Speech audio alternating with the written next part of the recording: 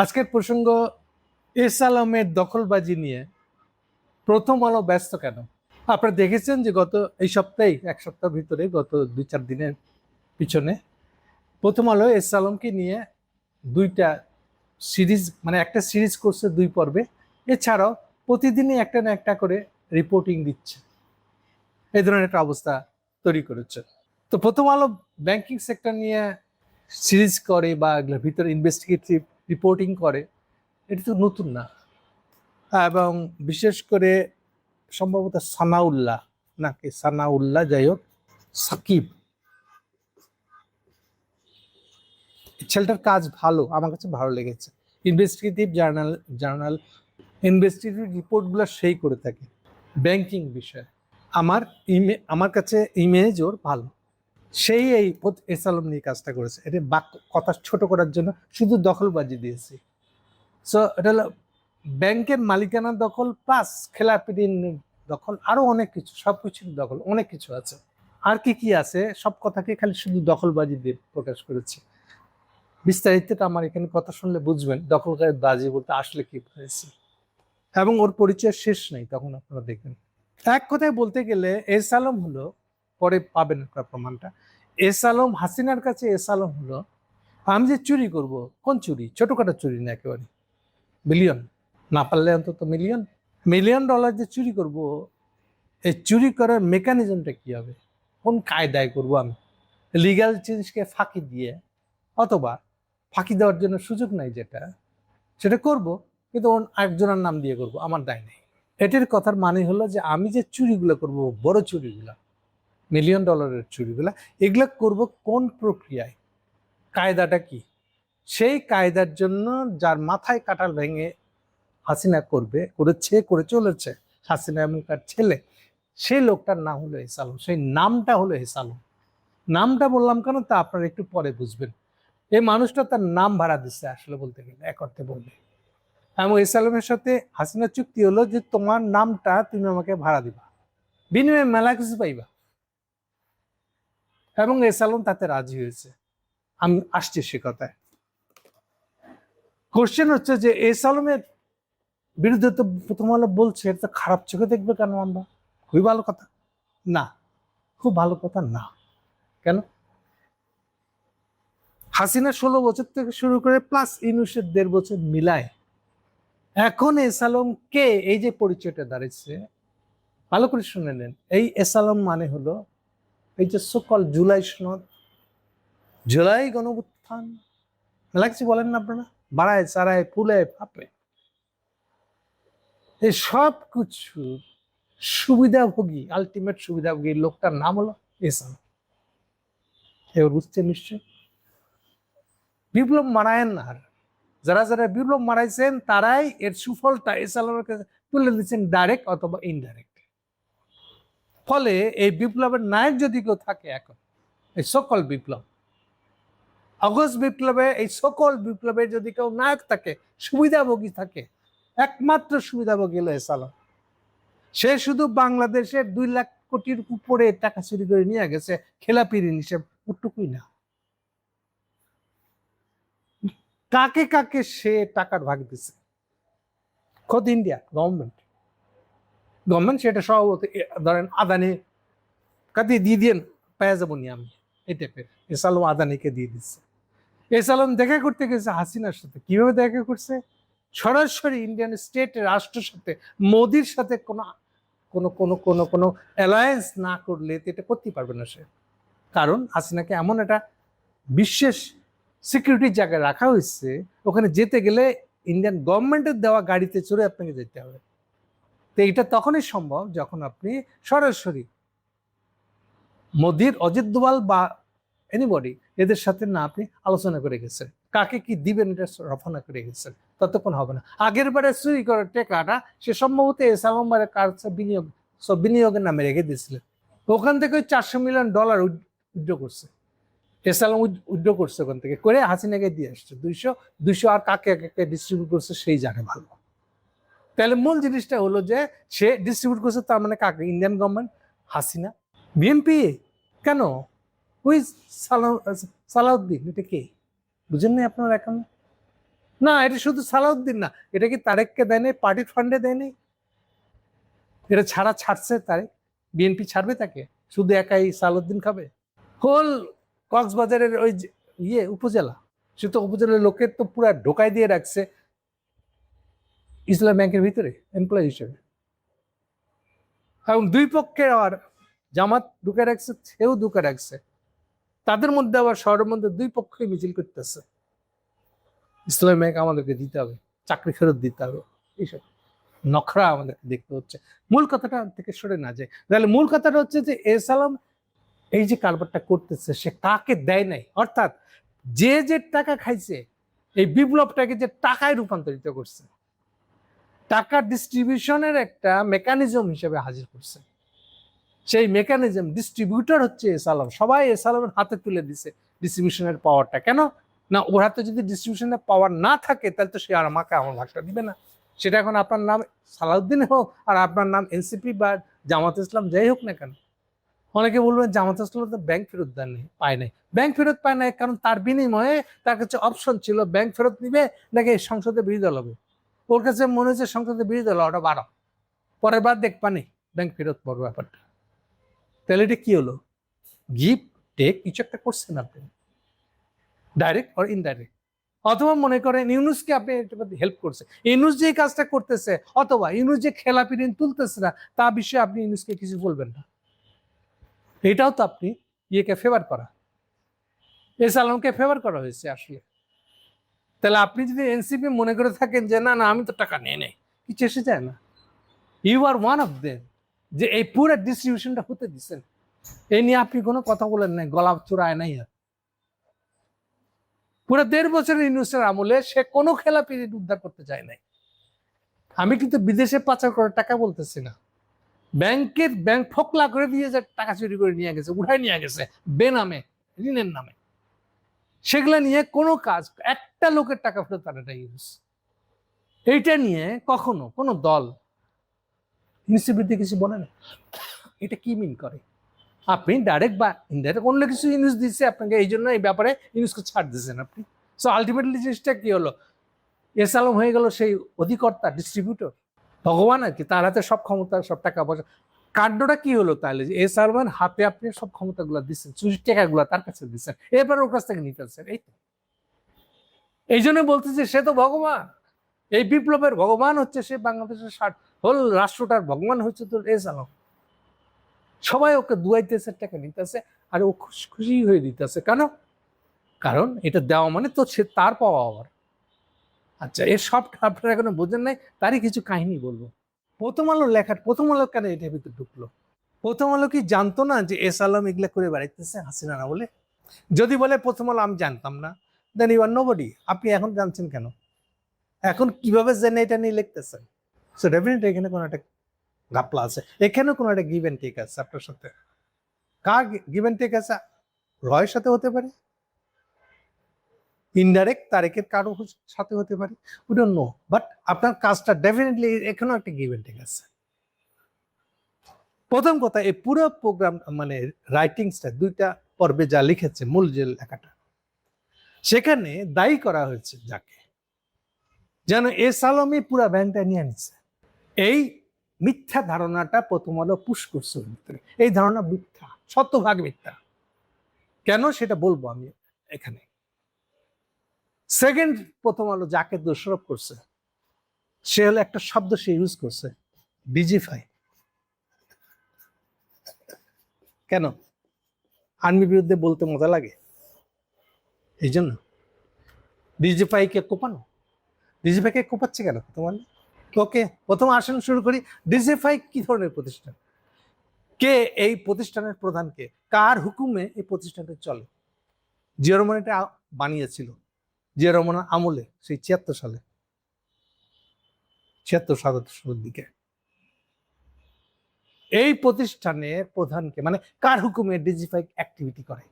সরাসরি জিজ্ঞেস করেছি আমি, কার হুকুমে, মানে কাকে আপনি ধরবেন এখানকার কোনো রং ডুইং এর কারণে? অন্যায় কাজ যদি করে, রাষ্ট্রবিরোধী, জনগণ বিরোধী কোনো কাজ যদি করে, তাহলে তার জন্য মূল দায়ী লোকটা, মূল এক্সিকিউটিভটা কে? না, এটা আপনি খুঁজবেন না। পপুলার ডিজিফাই, ডিপিস্টেড এটা, এগুলো বলতে ভাল লাগে আপনার, বিশেষ করে বামপন্থীদের।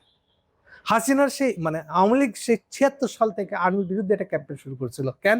আর্মির লোকেরাই তার বাবাকে মারছে, মানে ফারুক রশিদ মানে আর্মি। ওই যে এখানে আবার যার যেখানে যেটা সুবিধা, ওখানে আর্মি শব্দটা লাগাইলে সুবিধা হয়, তাই আর্মি লাগাই দিচ্ছে, মানে আর্মি মাত্রই ফারুক রশিদ। এখানে কে কি ডিফারেন্স ছিল, কে অ্যাগ্রি করে নাই, এগুলো চেষে যায় না, মূল শব্দটা হলো আর্মি। আর সেই সময় ও ইয়ের আমলে, আপনার কোল্ড ওয়ারের আমলে আর্মি মানে আমেরিকা মানে সাম্রাজ্যবাদ, এই তত্ত্বের ভিতরে হাসিনা মানে আওয়ামী লীগাররা ছেড়ে দিয়েছিল জিনিসটা। ফলে এই যে অ্যান্টি আর্মি যে সেন্টিমেন্টটা হাসিনা তুলেছিল, এটা চলছিল 96-এ সে ক্ষমতা আসার আগে পর্যন্ত। এই বয়ান বদলাই নাই তার, এখনো ভিতরে আছে বয়ানটা, সময় সময় বাইট করে। আচ্ছা, তাহলে এই যে 16 বছর হাসিনার যে ক্ষমতাটা ছিল, এই সময় কি আর্মি ইন্ডিপেন্ডেন্ট ছিল, নাকি ওটা হাসিনার আর্মি ছিল? নিজেকে নিজে প্রশ্ন করেন, করে নিজের কাছে উত্তরটা বের করার চেষ্টা করেন। আসে ডিজিএফআই তাহলে কে?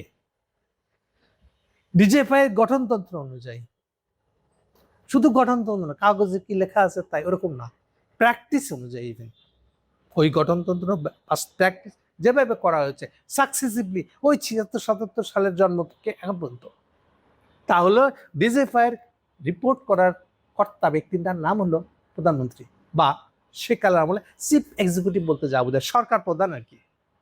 সরকার প্রধানের কাছে সে রিপোর্ট করে ডাইরেক্ট, নট আর্মি চিফ।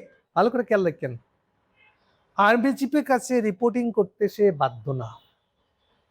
ফলে এমন অনেক কিছু সে পেয়ে যেতে পারে যেটা আর্মি চিফকে জানাতে সে বাধ্য না, জানাই নাই মনে করেন, কিছু করার নেই আর্মি চিফের।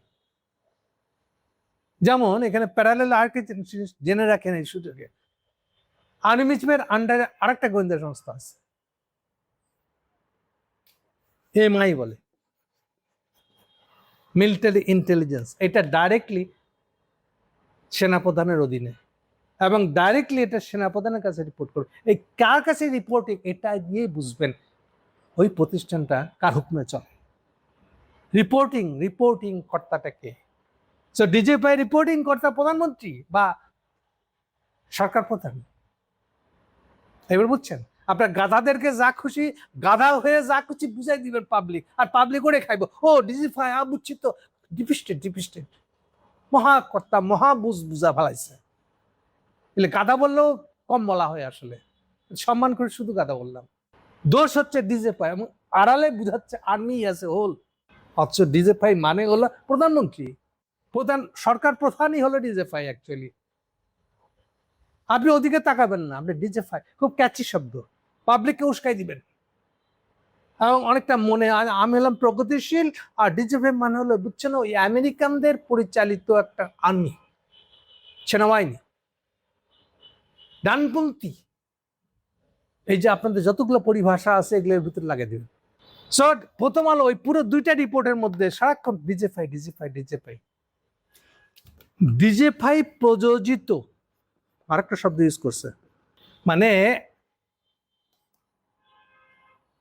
ইসলামিক ব্যাংকের মালিকানা বদল করে নেওয়া হয়েছে, এটা নাকি ডিজিএফআই প্রযোজিত ঘটনা, অ্যাজ ইফ ডিজিএফআই একটা স্বয়ংসম্পূর্ণ সিদ্ধান্ত নেওয়ার ইন্ডিপেন্ডেন্ট বডি। হাসিনার কথা শোনাটা তার জন্য ইম্পর্টেন্ট না, তার কাজের জন্য হাসিনা কোনোভাবে দায়ী না, সে ইন্ডিপেন্ডেন্ট, স্বাধীন, চাইলে একটা ব্যাংক দখল করে নিতে পারে। এই জন্য ডিজিএফআই প্রযোজিত মালিকানা বদল, এরকম শব্দ ইউজ করছে প্রথম আলো এই রিপোর্টে। অর্থাৎ ডিজিএফআইকে একটা ভিলেন, এই কথাটা শেষে বলবো ভাবছিলাম, এখনই বলেনি। এটার অর্থ কি? আগামীতে আর একটা পিলখানা বাঁধতে চাচ্ছেন আর্মির ভিতরে? এটা কি সেই ইচ্ছা? তারই প্রাইমারি আলাপ। কেন বললাম পিলখানা 1 আসলে কি ছিল? হাসিনা ক্ষমতা পাইছিল রাষ্ট্র ক্ষমতা 96 থেকে 2001 প্রথমবার। সেই সময় আর্মির ভিতরে তো কামড় দিতে হয় না, এমনি তার ভিতরে আবার একটা সেনা বিদ্রোহ হয়েছিল, মেলা কাহিনী। ফলে দখল বলতে যা বোঝায় আমার কন্ট্রোলে, মানে এই যে ডিজিএফআইটা আমার কন্ট্রোলে, পুরো আর্মির ভিতরে কাকে কোথায় সেট করবো বসাবো এটা আমি ঠিক করবো, হাসিনা ঠিক করবো, এরকম ভাবে আর্মি সাজাতে পারেনি হাসিনা। আরেকটা কথা মনে রেখেন আপনারা, আর্মির ভিতরে যেসব যেভাবে সাজানো আছে ওটা এখনো একজন ব্রিগেডিয়ার তো বটেই, মানে ব্রিগেডিয়ারের নিচের এত বটেই, ব্রিগেডিয়ার থেকে উপরের সব এই প্রত্যেকটাকে বলা হয় এটা পলিটিক্যাল মনোনয়ন। রাজনৈতিকভাবে পছন্দ হইলে আপনার পদোন্নতি আছে, নাইলে নাই। পদোন্নতির কোনো সাধারণ নিয়ম নাই। আপনি মেজর হয়েছেন, আচ্ছা ঠিক আছে, 12 বছরের ভিতরে আপনাকে পদোন্নতি দিয়ে কর্নেল বানাইতে হবে, লেফটেন্যান্ট কর্নেল বানাইতে হবে না। আপনি যখন ব্রিগেডিয়ার হয়ে যাবেন, ব্রিগেডিয়ার থেকে উপরে এইটা পলিটিক্যাল, এই যে নিজেরাই বলে এটা এটা তো ভাই পলিটিক্যাল নিয়োগ, এটা নিয়ে আমাদের কিছু বলার নাই। মানে এটা নিয়ে কোথাও আপিল করা যাবে না যে আমার সেম ব্যাচের, আমার রেকর্ড ভালো, আমাকে পদোন্নতি দেয় না, ওকে পদোন্নতি দিয়ে মেজর জেনারেল কেন করা হলো, এই প্রশ্ন তোলার কোনো সুযোগ নেই। এটাকেই বলে পলিটিক্যাল নিয়ম। ওরা নিজেরাই স্বীকার করে, কাঠামোটা এরকম। তাহলে এইবার যে প্রধানমন্ত্রী হবে, এবার কি দাঁড়াবে, সেবার সে তার ইচ্ছা মতো এগুলো সাজায় নিবে। তাহলে এই যে আর্মি সাজানো, এই কাজটা হাসিনার ছিল না।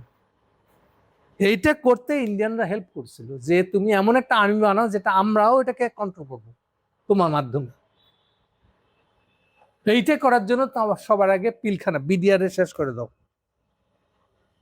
বিডিআর শেষ করে দিলে এইবার যে এটা পুনর্গঠন করবা যে আর্মিটা হবে, এটা হাসিনা আর্মি, এবং আমি তো আসি।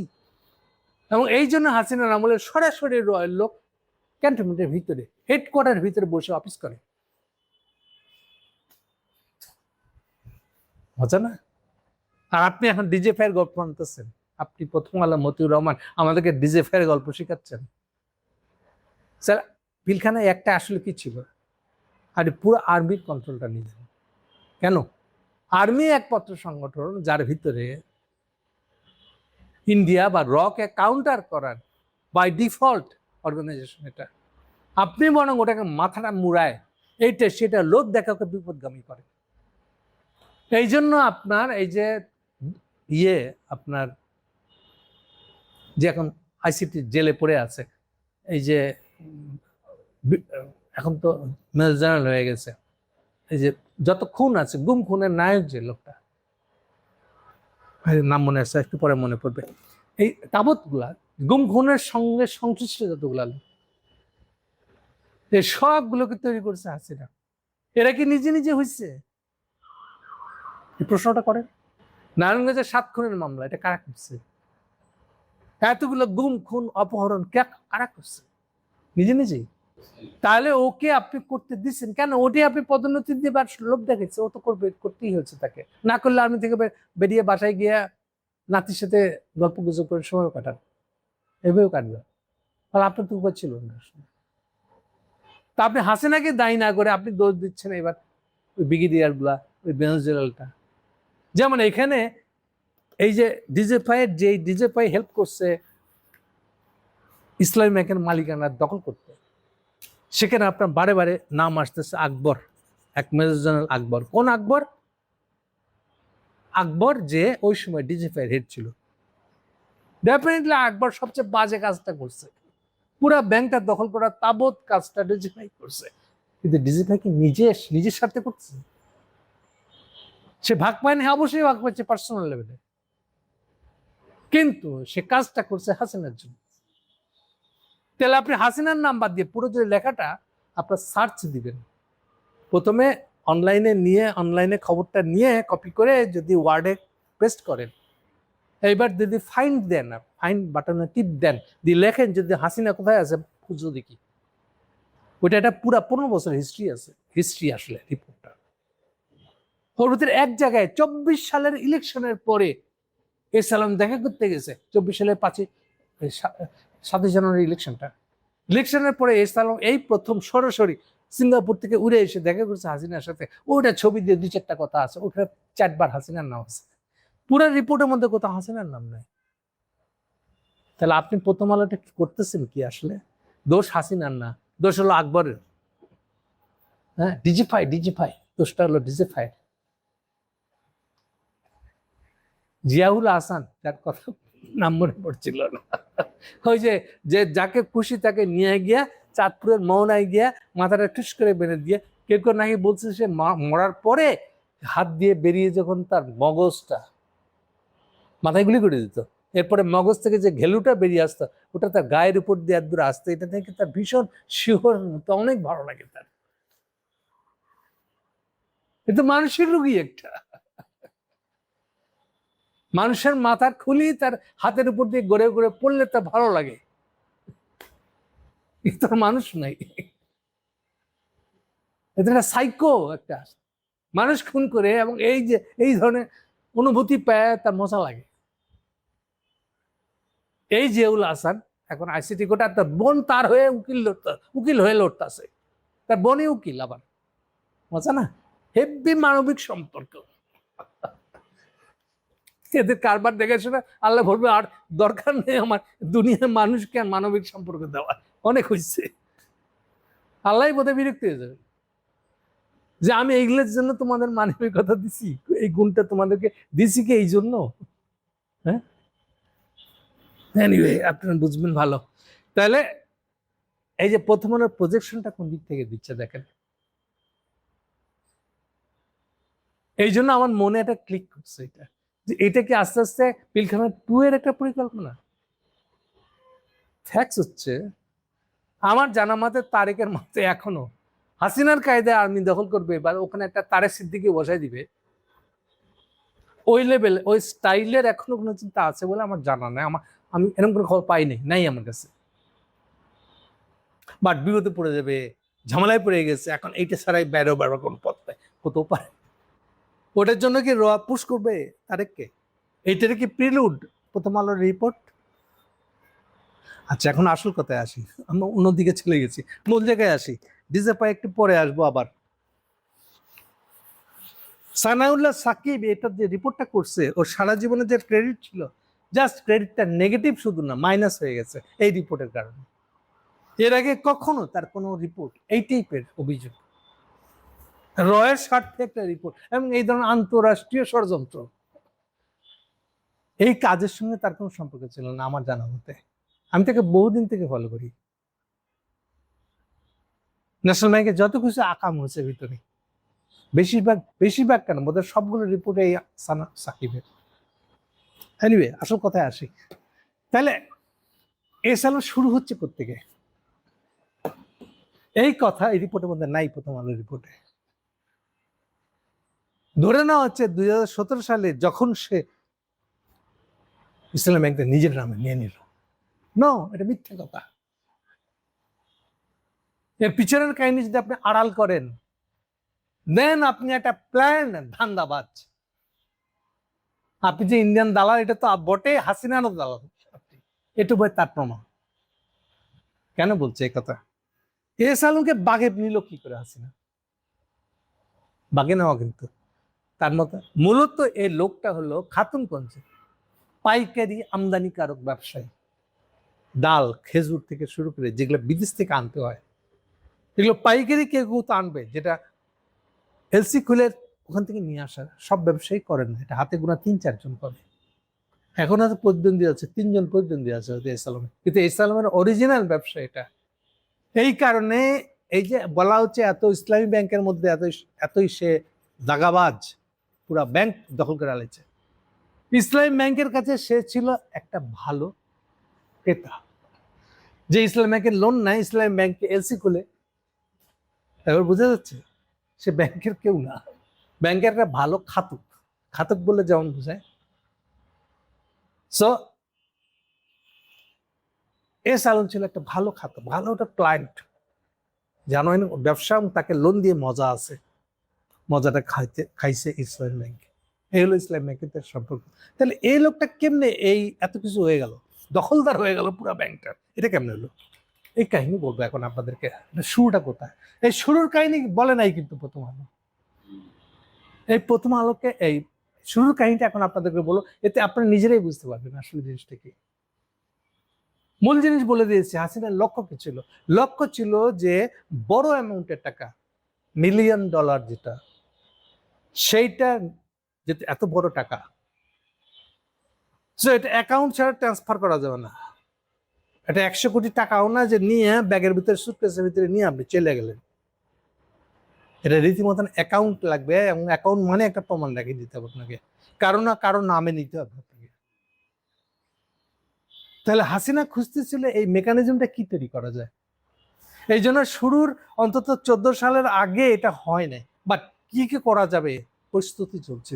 যেমন একটা প্রস্তুতি হলো 2013 সালের শাহবাগ, কিছুর মধ্যে কি ঢুকাইলাম, শাহবাগে উচ্চারিত হচ্ছিল যে জামাতিদের সম্পত্তি সব দখল করে নিতে হবে, ইনক্লুডিং আমার দেশ দখল করতে হবে।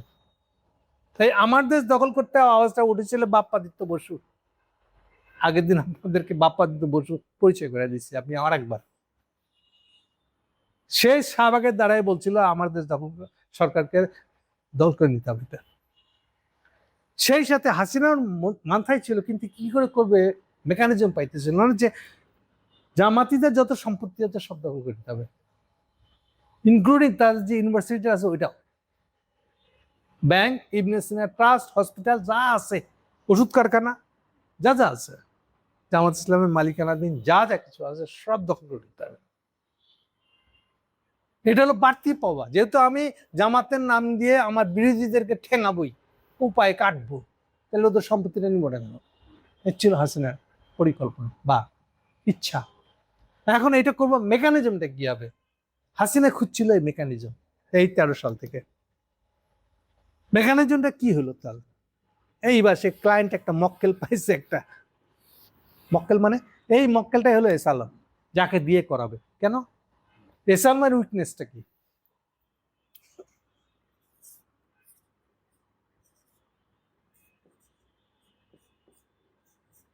বাংলাদেশে রাজস্ব মানে ট্যাক্স ফাঁকি দেওয়া, ট্যাক্স ফাঁকি দেওয়ার সাথে ব্যবসাটা ডাইরেক্ট সম্পর্ক আছে, আপনারা এমনিতেই বুঝতে পারেন। সরকার ট্যাক্স ফাঁকি দিয়ে ওইটাকে পুঁজি হিসেবে ইউজ করে আমি মেলা 10 টাকা কারখানা মানে হেলাম। এরকম ঘটনা বাংলাদেশের ইতিহাসে অনেকবার ঘটেছে। একটা সবচেয়ে বড় ঘটনা ছিল 1999 বিড়ির কারখানা। কেন বিড়ির কারখানাকে আজব জায়গা কেন? একটা হিসাব দিই, আনুপাতিক হিসাব, তাহলে বুঝতে পারবেন কেন বিড়ির কারখানাতে ইম্পর্টেন্ট।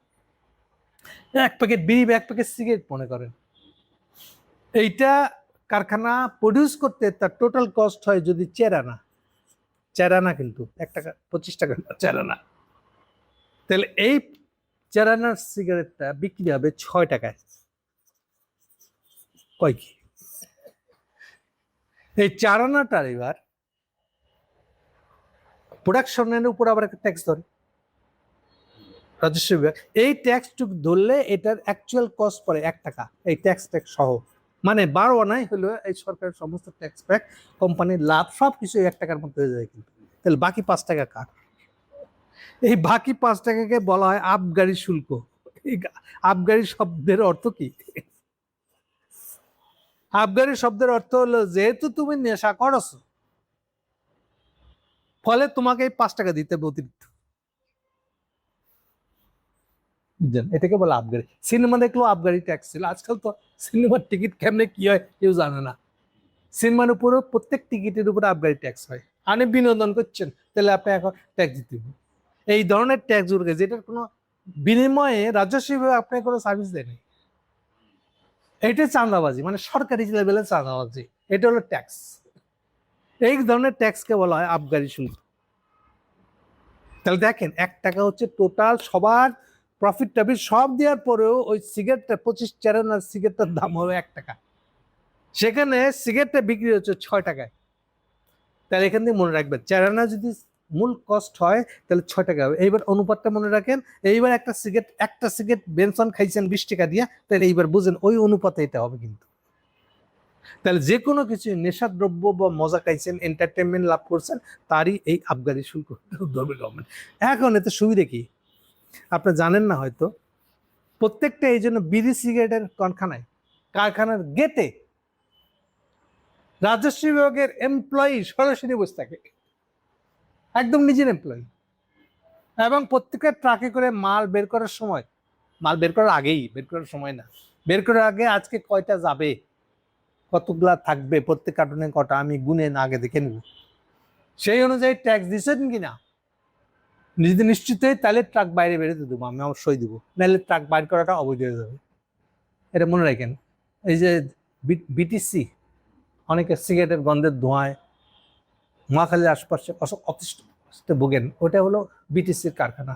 আমি নিজে বিটিসির কারখানায় ঘুরে দেখে বলছি, আমি অরিজিনালি মেকানিক্যাল ইঞ্জিনিয়ার, ফলে আমার বড় ভাইরা ও বিটিসি পরিচালনা করত, তাদের সাথে আমি গেছি। প্লাস খুলনাতে আর একটা ছিল কারখানা, এগুলা ওই আমলে যখন আমি বুয়েট শেষ করি নাই, তখন থেকে আমি এগুলো এরকম ফিজিক্যালি দেখে শুনে ঘুরে নিশ্চিত করতেছি।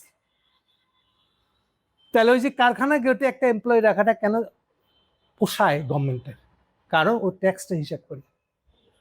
আর ট্যাক্সটা কেমন দেখেন, কোথায় 1 টাকা আর এর উপরে আপনি একটা 5 গুণ বেশি ট্যাক্স ধরে বলছে। এখন সুবিধা অসুবিধা কি এলো দেখেন। তাহলে এখন সিগারেট কোম্পানি মালিকটা ও দেখছে যে ভাই আমার সিগারেট বানাইতে খরচ হচ্ছে না, এখান থেকে কত লাভ করবো, আচ্ছা ঠিক আছে আরো সারা না লাভ আমি করবো। সেখানে আমি যদি এই ট্যাক্সের ফাঁকিটা দিয়ে দিই 5 টাকাটা হয়েছে।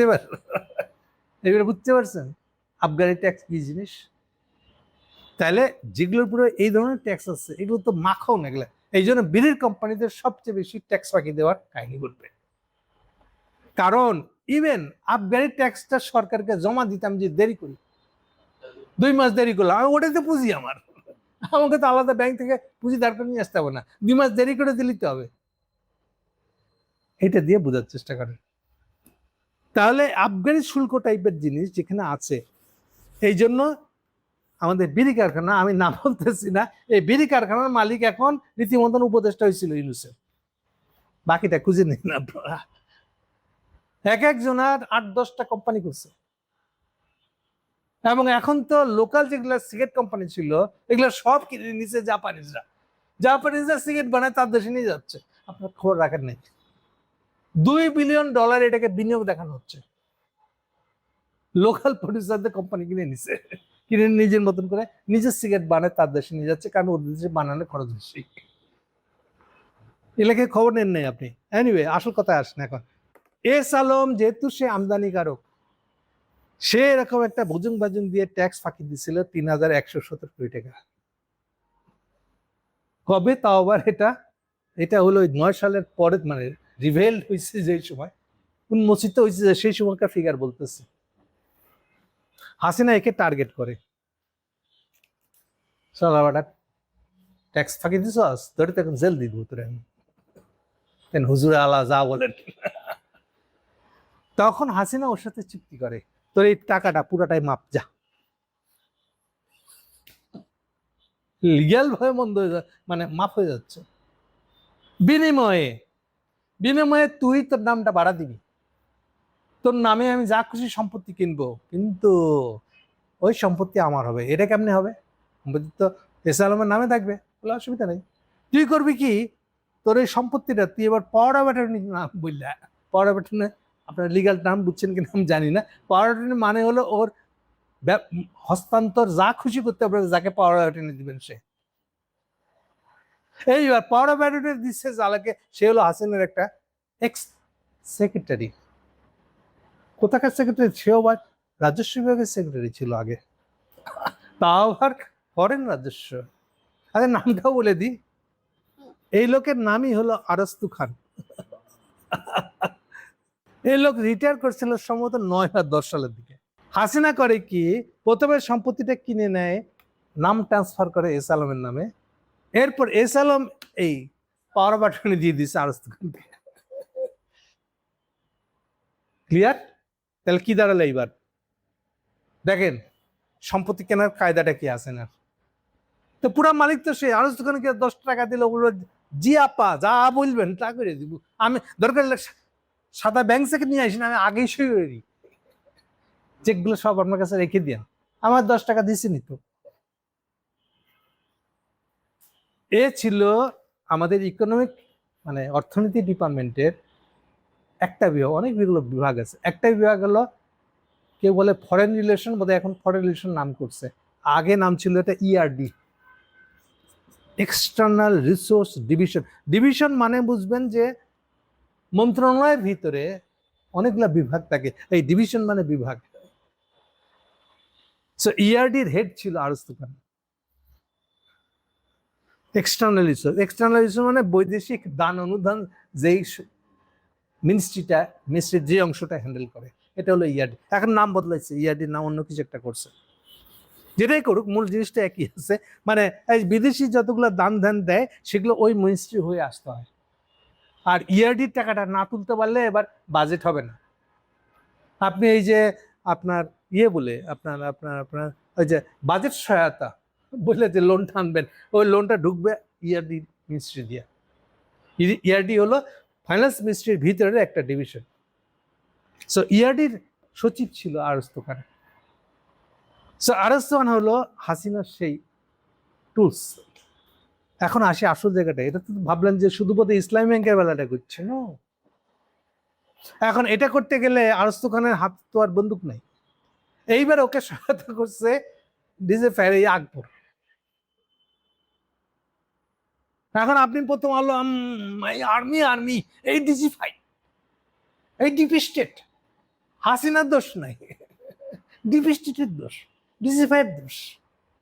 পুরো গল্পটা লিখছে সে এই ডিপি স্টেট মার্কা ডিজিফাইকে দিয়ে, ডিজিফাইকে এনিমি বানায় লিখছে।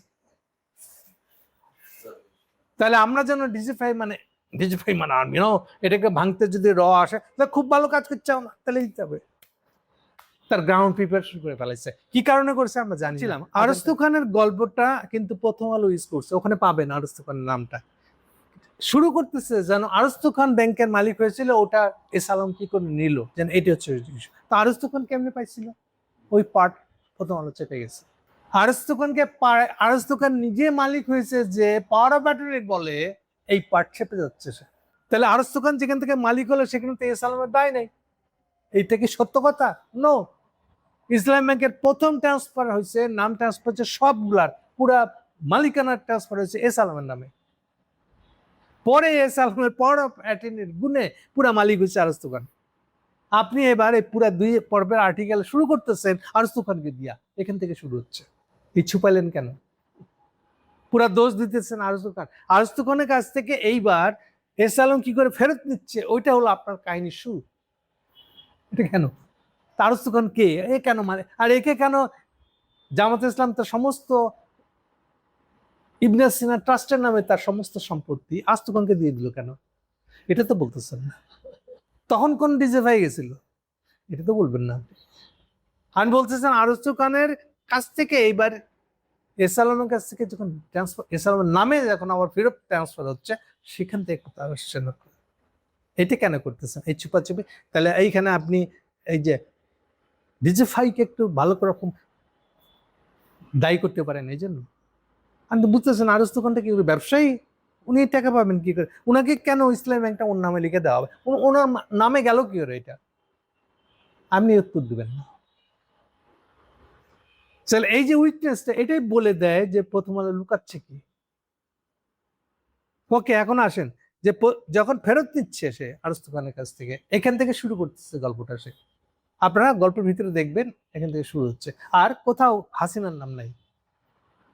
হাসিনা ডার্ক, অন্ধকারে, মানে হাসিনার সাথে কোনো সম্পর্কই নাই। যেন এস আলম নিজেই যেন এত দাঙ্গাবাজ যে একটা ব্যাংক দখল করে নিল। তো এস আলম এর আগে এরকম কোন রেকর্ড আছে না। খালি এস আলম গল্প শুরু হচ্ছে যে ও ইসলাম ব্যাংকেরই খাতক হিসেবে লোন নীতি নিতে এমন অবস্থা করছে যে লোনটা ইসলাম ব্যাংকের যে টোটাল মালিকানা তার 25% বেশি লোন দিতে গেছে। বাংলাদেশ ব্যাংকের স্ট্যান্ডিং আইন অনুসারে কোনো একটা খাতককে আপনি আপনার টোটাল ক্যাপিটালে 25% বেশি লোন দিতে পারেন না। এটাও কি করে দেওয়া হয়েছে? সো এস আলম তখন বলতেছে হাসিনাকে যে তুমি আমার নাম ব্যবহার করে যত কিছু করছো, আমি তো ব্যবসা করি ভাই, আমার লোনের সিলিং বাড়াই দিতে হবে। হাসিনা বাড়াই দিচ্ছে অ্যাকর্ডিংলি। রাখাল বালক তখন গভর্নর। ওটা লিখতেছে কিন্তু প্রথম আলো। ব্যাকগ্রাউন্ড পিছনের কাহিনীগুলো কি ওটা লিখতেছে না কেন? আমি জানলাম কি করে এগুলা?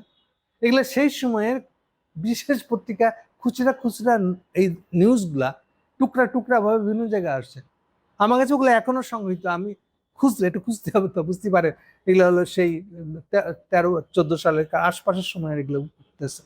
সেই কাহিনী এখন গুছিয়ে বলা কিন্তু আমি নিশ্চিত যে এটা আছে। আর এই ফিগারটা দেখেন আমার এক্স্যাক্টলি মনে আছে, একদম একটাই, হয়তো 3110 বা 17 একটু ফারাক হবে। এদের একটা ফিগারের কোটি টাকার রাজস্ব ফাঁকি দিয়েছে, এটা অরিজিনাল। এই জন্য ওকেই ইয়ে করছে, হাসিনা টার্গেট করছে। আচ্ছা, ভাবেন না যে সে শুধু ইসলামী ব্যাংক নিছে, তারপর কি বললাম, ইয়াস আসেন। তাহলে একদিকে তো সে ইসলামী ব্যাংকের লোন নিয়ে এমন অবস্থা করছে, লোনের 25%-এর বেশি হয়ে গেছে, ওই লোনও বাড়াই নিছে। এখন আসেন আসল এসালামটা। এসালাম যখন বুঝতেছে আমার কাছে হাসিনা ঠেকা কি, কোথায় কোথায় ঠিকঠাক গেছে, তাহলে আমি এটা সুবিধা নেব না কেন? একটা দিকে দেখবেন এসালামের নামে 6টা ব্যাংক আছে, ইসলামী ব্যাংক, কথিত ইসলামী ব্যাংক, এগুলা আর ছড়িয়া ভিত্তিক ব্যাংক। এই 6টা ব্যাংকে লোপাট করে টাকা সব নিয়ে গেছে সে করে। ইউনূসের আমলে এই 6 টাকা আবার এক জায়গায় জড়ো করে একটা ব্যাংক বানানো হয়েছে। সরকার প্রথম থেকে টাকা ছাপাই দিচ্ছে এই টাকা চালানোর জন্য, এখনো পারে না। এখনো লোকজনের প্রায় মিছিল করে আমার ব্যাংকে টাকা আছে, তো তুমি ওখানে ব্যাংকে টাকা রাখতে গেলে কেন? তোমারও কি চোরাই টাকা? তোমার সাথে এসালামের কি সম্পর্ক? ওইসব ব্যাংকে টাকা রাখছো কেন? আর কোনো ব্যাংক নাই বাংলাদেশে? 42টার উপরে ব্যাংক। এনিওয়ে, এগুলো এই কথা বললে অন্য আরেক দিকে চলে যাব। আমি মূল যে জায়গাটায় এখন আসি, তাহলে আর কোন দিকে ছিল এসালাম? এসালাম আর কি কাজে ব্যবহার হয়েছে হাসিনার? তাহলে এখান থেকে ধারণা করতেছেন যে এসালাম আর হাসিনা, হাসিনার ফাইন্যান্সিয়াল দিকটার নামই হলো এসালাম, আর এই নামের ব্যাপারটা কায়দা করে এইরকম ভাবে করছে। ওই আরসো খান টাইপের কাউকে জোগাড় করে তার নামে পাওয়ার ব্যাটারি দিচ্ছে। এবার আরেকটা দিক আসেন, আপনি যখনই শুনবেন কোথাও কোন একটা বিষয়ে ব্যবসার আলাপের সময় বলতেছে উনি আমার লোকাল এজেন্ট, এই হচ্ছে ফান লোকাল এজেন্ট। ভাই আমি চাইনিজ কন্ট্রাক্টর, আমি বাংলাদেশে বড় বড় ব্রিজ ট্রিজ বানাই, তা আমার লোকাল এজেন্ট আছে। হোয়াট ইজ লোকাল এজেন্ট, এর কাজ কি? এটা বেশি পিছনে যাই, আমাদের মাদারীপুরের এক লোকাল এজেন্ট ছিল চাইনিজদের, নাম কি ভুলে গেছে, ওই যে ওইটা সিনেমা নিয়ে আমি আবার লিখছিলাম বলে আমাকে খুব গালি দিয়েছে লোকে, মানে অনেকটা প্রো পাকিস্তানের মতন। ওর যে ডিরেক্টর ছিল যে মেয়েরা তার বাপ আর কি, এটা মাদারীপুরের।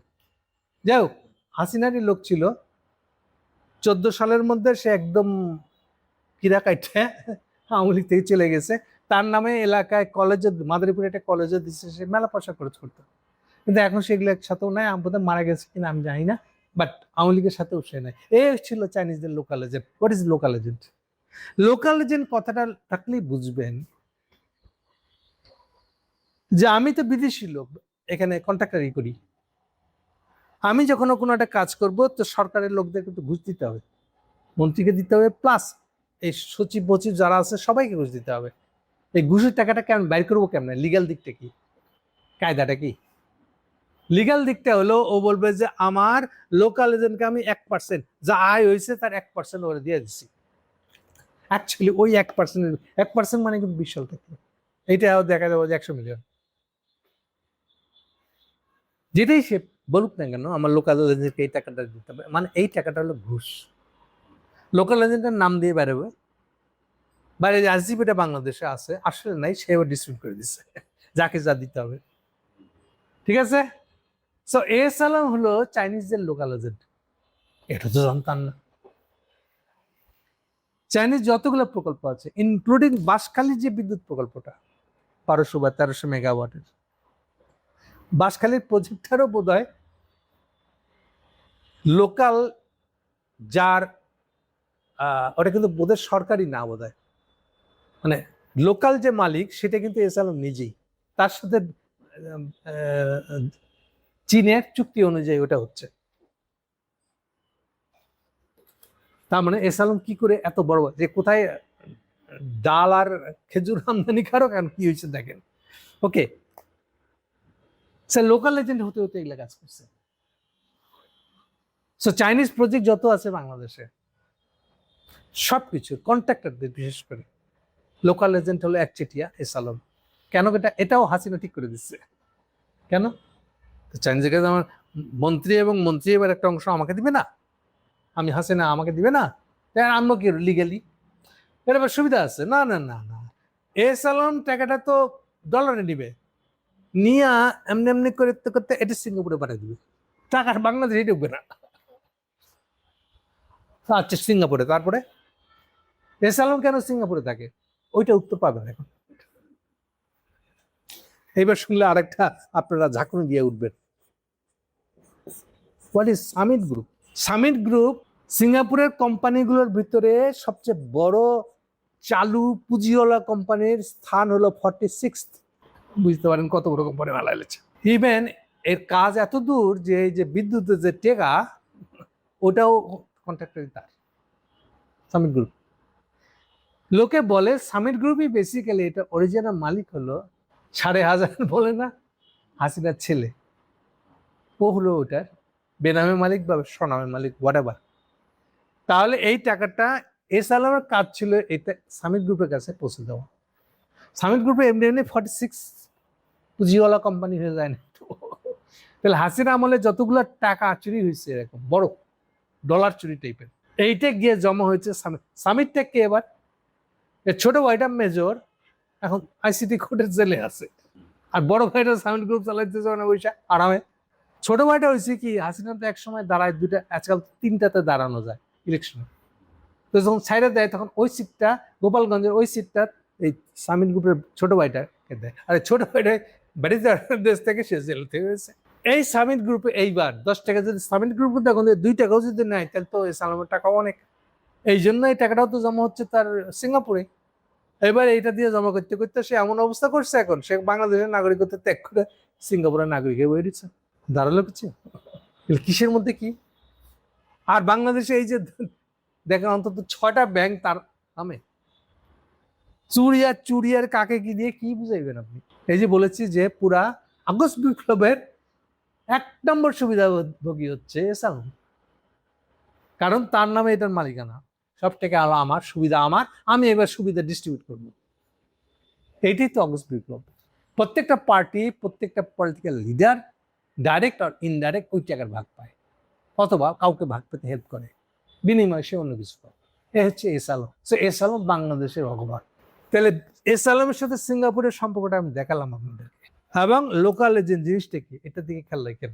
আচ্ছা আরেকটু আগাই দিক, প্রসঙ্গ যখন উঠছে, সম্প্রতি আমাদের বিদ্যুৎ বিভাগ মানে এনার্জি ডিপার্টমেন্ট মানে হলো আমাদের সালা কিটুকু জানি যে আমাদের বিদ্যুৎ মন্ত্রী, এই বিদ্যুৎ মন্ত্রণালয়ের তো একই এনার্জি মিনিস্ট্রি, ফলে বিদেশ থেকে তেল কিনে, এই তেল সে নিজে কিনে না, মানে মানে সে 8 থেকে 10টা কোম্পানি আছে, তার ডাইরেক্ট ইনডাইরেক্ট কোনো না কোনো তেল রিফাইনারির কাছ থেকে তেলটা কিনে না, ওই কোম্পানি বাংলাদেশকে সাপ্লাই করে।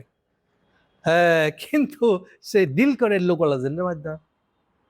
কেমন কথা, 8 থেকে 10টা এরকম, বেশিরভাগই হয় সিঙ্গাপুরের কোম্পানি বা মালয়েশিয়ান কোম্পানি, এইসব ইস্ট এশিয়ার দেশগুলোর অরিজিনাল মালিক তারা। কিন্তু তারা বলে দেওয়া হয়েছে বাংলাদেশের এনার্জিতে যদি তেলটা বেচতে চাও লোকাল এজেন্ট বানাও, যে ওটা ওই ব্যাটার 2টা কোম্পানি আছে, 2টা কোম্পানির মধ্যে এই 10টা হয়, এটা ওখানে নিলে ওটা ওখানে, সবারই লোকাল এজেন্ট। লোকাল এজেন্ট মানে কি এবার বুঝছেন?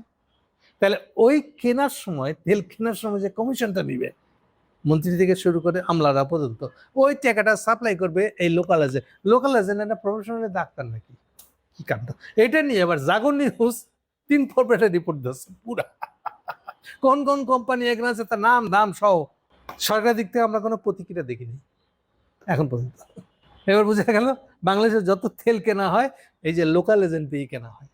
এখন লোকাল এজেন্ট কথাটা মানে বুঝছে কেন লোকাল এজেন্ট ডাকে সরকার? হাসিনা করছে, তারেক করবে না কেন? এরকম একটা অবস্থাটা। আপনাদেরকে এই ফাঁকে আরেকটা গল্প বলে রাখি, এটা এতই সিরিয়াস ছিল, আপনারা অনেকেই সালাউদ্দিন কাদের চৌধুরীকে ছিলেন নিশ্চয়ই, সে তো ব্যবসায়ী, তারপর তো জাহাজ টাহাজ আছে, ফিডার জাহাজ বোধহয় ছিল, এখন আছে কিনা আমি জানি না, বলতে পারবো না। ও একসময় তেল আমদানি করে আলেছিল, আইনে একটা ফাঁক ছিল, সেই ফাঁক দিয়ে এখন বাংলাদেশের তেল আমদানিকারক হিসাবে একচেটিয়াভাবে কাজ করেছে বিপিসি, বাংলাদেশ পেট্রোলিয়াম কর্পোরেশন, সরকারি মালিকানা। এখন ওই তেল নিয়ে সরকারকে কিছুতেও কানতে দিবে না।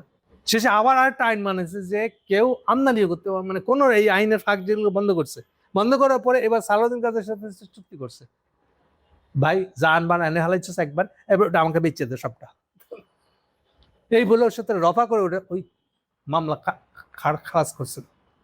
অর্থাৎ এর আগে বিপিসি একমাত্র আমদানিকারক ছিল, তাহলে এখন এই যে লোকাল এজেন্ট এটা কবে থেকে শুরু হলো? হাসিনা। আর এটারই বেনিফিশিয়ারি নিচ্ছে এখন এই তারেক সরকার।